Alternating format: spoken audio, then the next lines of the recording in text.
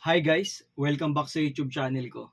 So for today, meron tayong math problem coming from the recent regional Sigma Challenge which was held at Camarines Norte, in which I was one of the judges. Specifically, I'm the chairman of the board of judges, and this is a problem coming from the difficult round, which is specifically from calculus, good for 60 seconds.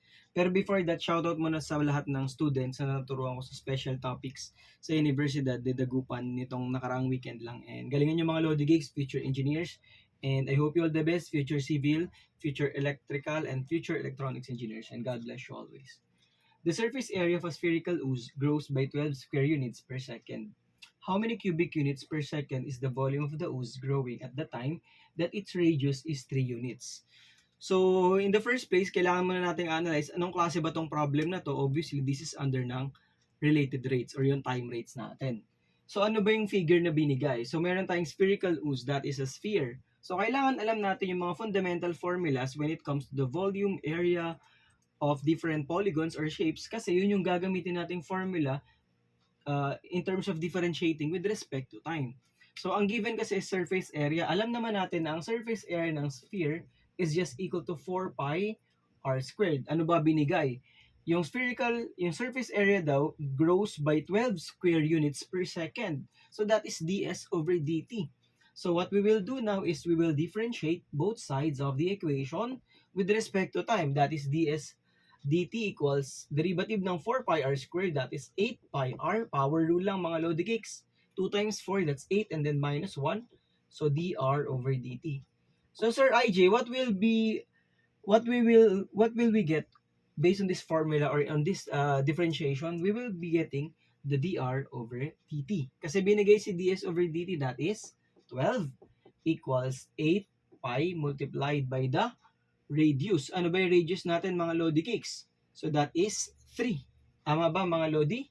And that is dr over dt. So what happens next? We will be solving now for dr over dt.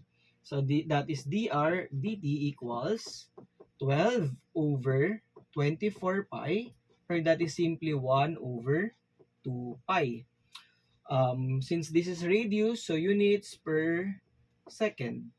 So anong hinahanap natin? How many cubic units per second is the volume of the ooze growing? So dapat alam natin na yung formula ng volume of a sphere is equal to V equals 4/3, it should be, Sir IJ, 4/3 pi r cube.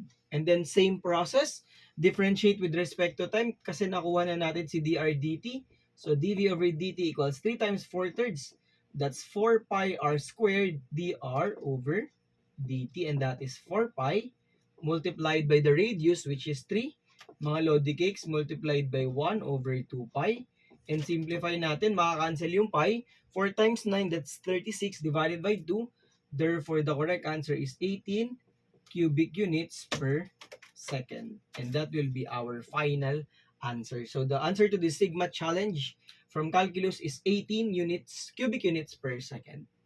So if ever you have questions or clarifications mga Lodi Cakes, feel free to comment on the comment section. And maraming salamat sa mga patuloy na sumusuporta sa channel natin. I hope you all the best. Pagpalain kayo palagi ng Panginoon, and God bless you always. Thank you so much. Bye-bye.